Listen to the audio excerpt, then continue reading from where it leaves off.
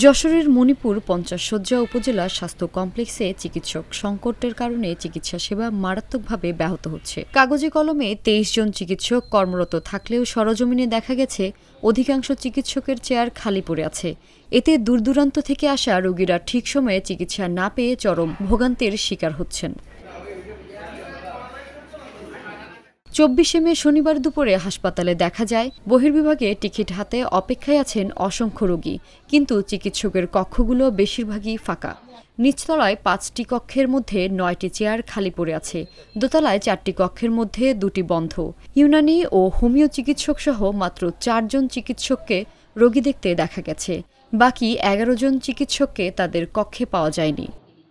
আমার মেয়েকে দেখাতে নিয়ে আসলাম, আমার মেয়ের জ্বর, গলা ব্যথা, কোনো ডাক্তার পাইনি, না পেয়ে শিশু বিশেষজ্ঞ দেখালাম। হাসপাতালের বহির্বিভাগের ১১৬ নম্বর কক্ষে কোনো চিকিৎসক না থাকলেও চিকিৎসকের সহকারী ইফতেখার রসুল ও আনিসুর রহমানকে রোগী দেখতে দেখা গেছে। ১১৭ নম্বর কক্ষে, যেখানে ডায়াবেটিক্স ও উচ্চ রক্তচাপের ডাক্তারের রোগীদের দেখার কথা, সেখানে কামাল হোসেন নামের একজন ডিপ্লোমা সম্পন্ন করে ইন্টার্নশিপ করতে এসে রোগী দেখছেন। কি আপনি হাসপাতালে কোন পদে আছেন? স্যার আমি ইন্টার্নিতে আছি।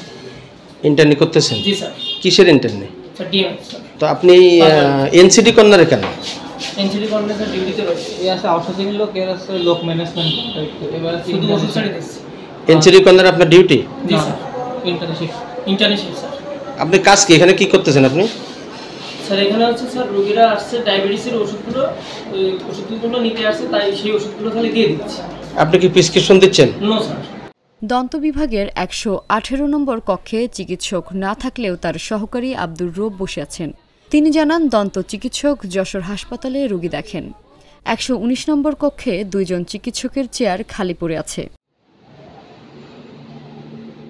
শিশু ওয়ার্ডের বিশেষজ্ঞ চিকিৎসক জেসমিন সুমাইয়ার চেয়ারও খালি ছিল। কমেডিজ বিশেষজ্ঞ সুমন কবির ও চিকিৎসক অনুপম বসু অনুপস্থিত ছিলেন। হাসপাতালের এমন নাজুক পরিস্থিতিতে উপজেলা স্বাস্থ্য কর্মকর্তা ফয়াজ আহমেদ এবং আরএমও হুমায়ুন রশিদ কাউকে হাসপাতালে পাওয়া যায়নি। দুপুর ১টার দিকে স্বাস্থ্য কর্মকর্তা ফয়াজ আহমেদকে তার কক্ষে পাওয়া গেলেও তিনি ক্যামেরার সামনে কথা বলতে রাজি হননি। হাসপাতালে কতজন চিকিৎসক রোগী দেখছেন বা কেন আসেননি সে বিষয়েও তিনি কিছু জানাতে পারেননি। ভাই, আপনার এই যে বহির্বিভাগে চিকিৎসকদের যে রোস্টার মেইনটেইন করেন কে?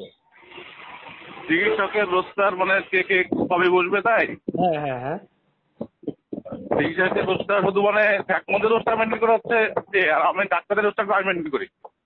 একটা করে আলেখ করে। আচ্ছা, আজকে আপনার ডাক্তার নাই বহির্বিভাগে, জানেন আপনি?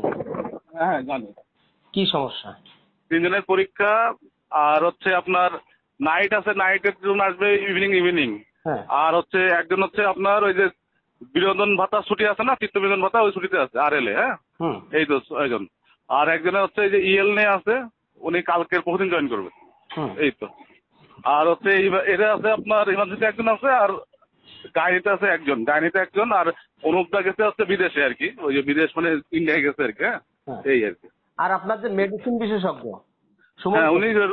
উনি আসেন রবিবার, মঙ্গলবার আর বৃহস্পতিবার, 3 দিন। 3 দিন আসেন? হ্যাঁ 3 দিন আছে। কিন্তু ওনার তো 6 দিন ডিউটি। ওটা তো আমাকে বলছে 3 দিন আর কি। এখন আমি তো ওই সারের বিষয়ে তার তো আমাকে ওইভাবে বলছে 3 দিন তার এখানে ডিউটি, আর বাকি দিকে অর্ডার করা হচ্ছে এইভাবে শুনছে।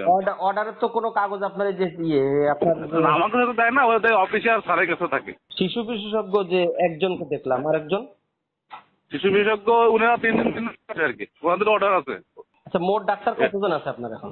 মোট হচ্ছে আপনার কনসালটেন্ট 5 জন সহ আমরা হচ্ছে 10 জন 15 জন, আর হচ্ছে গাইন আছে ওই যে আপনার ইউনানি, আর হচ্ছে হোমিওপ্যাথি 17 জন। হাসপাতাল সংশ্লিষ্ট একাধিক সূত্র জানায়, এই হাসপাতালে নিযুক্ত কমেডিজ বিশেষজ্ঞ সুমন কবির, শিশু বিশেষজ্ঞ ইদ্রিস আলী ও জেসমিন সুমাইয়া সপ্তাহে 6 দিন ডিউটি থাকলেও মাত্র 3 দিন হাসপাতালে আসেন এবং সময় শেষ হওয়ার আগেই চেম্বার ত্যাগ করেন। তাদের এই অনিয়মের বিষয়ে কোনো খবর রাখেন না কর্তৃপক্ষ। শুধু এই 3 বিশেষজ্ঞই নন, অন্যান্য চিকিৎসকরাও নিয়ম মেনে ডিউটি করেন না। সকাল 8:30টায় কাজে যোগ দেওয়ার কথা থাকলেও তারা 10:30টার আগে চেম্বারে আসেন না।